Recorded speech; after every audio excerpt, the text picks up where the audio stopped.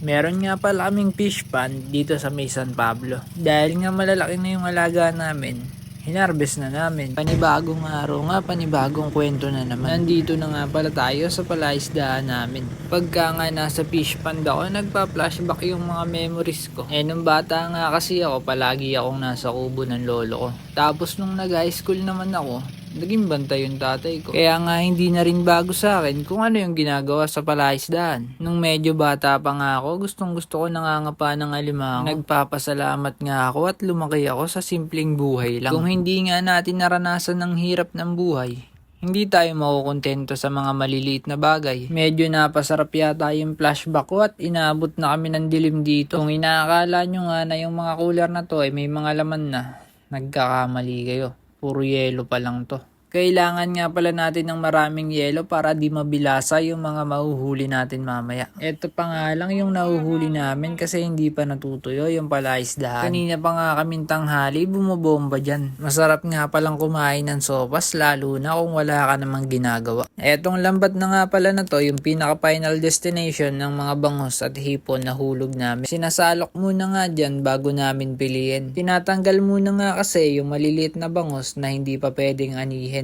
Medyo nahihiya na nga ako kaya tumulong na ako. Sayang din kasi yung sopas na kinain ko. At saka sayang din yung pagpunta ko kung wala naman din akong gagawin. Tira-tira na nga lang pala yung mga huli namin na yan. Nakahuli na kasi kami bago pa magbagyuhan. Nadala na nga kasi kami ng mga nakakaraang bagyuhan. Pagka nga kasi nagkasabay-sabay yung bagyo, high tide, at saka pagpapakawala ng dam, wala na naman mangyayari sa mga buhay namin. Paniguradong lubog nga yung mga palaisdaan dito sa amin. Naalala ko pa nga nung huling nagkalubugan, 1 buwan yatang bangus yung ulam namin. Niyeyeluhan na nga pala dito yung mga hipon na nayari na namin piliin para hindi pumangit yung quality nila.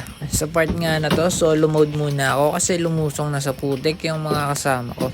Medyo nangangawit na nga din ako dyan at sumasakit na yung likod ko. Nahirapan na nga ako kaya tumayo muna ako at nag-video muna dito.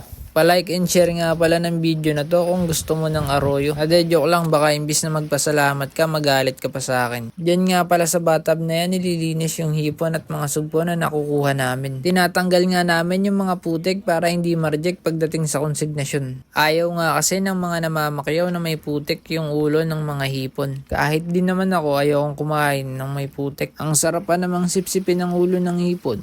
Mabisa kaya yan. Eto na nga pala lahat-lahat ng mga nakuha namin. Tapos na nga kaming humuli kaya magliligpit na din. Tira yung pere ito. Busan mo. Busan mo ulit.